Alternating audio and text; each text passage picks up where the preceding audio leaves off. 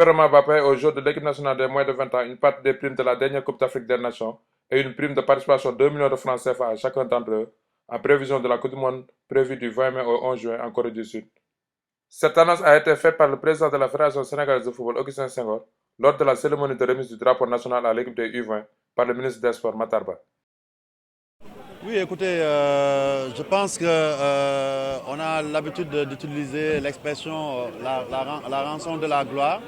Nous parlons de la rançon du succès de nos équipes parce que rares ont été les fois dans l'histoire du football sénégalais où on a eu dans un espace de temps de 6 mois 5 compétitions d'envergure. On a eu 3 CAN entre le beach soccer, l'équipe U20 et l'équipe A. Et on a eu aussi 2 Coupes du Monde.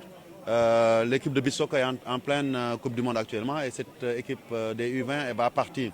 Ce qui a certainement eu des répercussions au niveau des budgets, que ce soit de la fédération et du ministère, et qui a fait effectivement qu'il y a eu des lenteurs sur le paiement des primes qui étaient promises aux joueurs de U20 pendant la dernière CAN U20.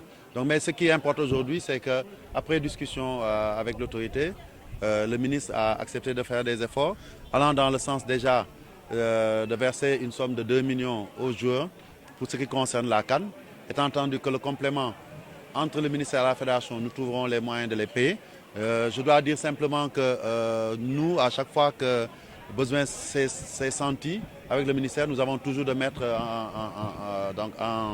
comme un non-force pour faire face aux dépenses. Parce qu'il y a quelques années, on le sait, il n'y avait que l'équipe A. Il n'y avait pas tellement de charges. La donne a changé. Et nous pouvons comprendre aussi que le ministère des Sports n'est pas uniquement là que pour le football. Nous avons pris le risque d'engager beaucoup d'équipes. La conséquence, c'est cela. Mais comme je l'ai dit tout à l'heure, nous, en tant que fédération, nous avons discuté avec les joueurs. On leur a expliqué les enjeux. Et tout de suite, avant la remise du drapeau, nous avons parlé au ministre qui a décidé de débloquer 2 millions pour chaque membre de la délégation de la CAN. Et pour le reste, nous pourrons le gérer parce que vous savez aussi que nous allons recevoir, nous ne l'avons pas encore reçu, nous allons recevoir un montant représentant la participation de l'équipe nationale du Sénégal à la CAN U20. Et sur ce montant-là, nous pourrons prélever pour compléter la prime de la CAN. Donc, je pense qu'il y a maintenant plus de péril à ce niveau-là. Ce qui importe aussi, c'est que le ministre a décidé de leur octroyer pour la prochaine Coupe du Monde qui s'annonce une prime de participation de 1 million de francs par membre de la délégation, donc officielle.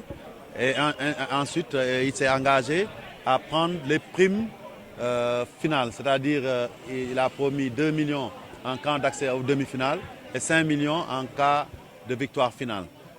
Nous, fédération, nous nous chargerons des primes intermédiaires, c'est-à-dire entre les matchs de groupe, les quarts de finale, les huitièmes de finale et les quarts de finale. C'est nous qui assumerons à raison de 1 million de francs par joueur. Donc les primes intermédiaires. Et c'est comme ça qu'on a pu trouver une solution globale à toute cette situation. Tout est bien qui finit bien. Mais encore une fois, il faut que les Sénégalais comprennent que plus on fera des résultats, plus il sera difficile de mobiliser les fonds parce qu'aujourd'hui, nous avons plusieurs équipes et nous avons relevé quand même le standing de ces équipes nationales de petite catégorie. Auparavant, beaucoup d'équipes de jeunes jouaient et c'est à peine s'ils pouvaient, au bout d'une campagne, recevoir à titre personnel chacun 1 million. Mais aujourd'hui, à la fin des tournois, chaque joueur peut se retrouver au minimum entre 5 millions et 10 millions. Et je pense que c'est des efforts qui ont été consentis et par l'État et la fédération pour mieux améliorer les conditions de nos joueurs.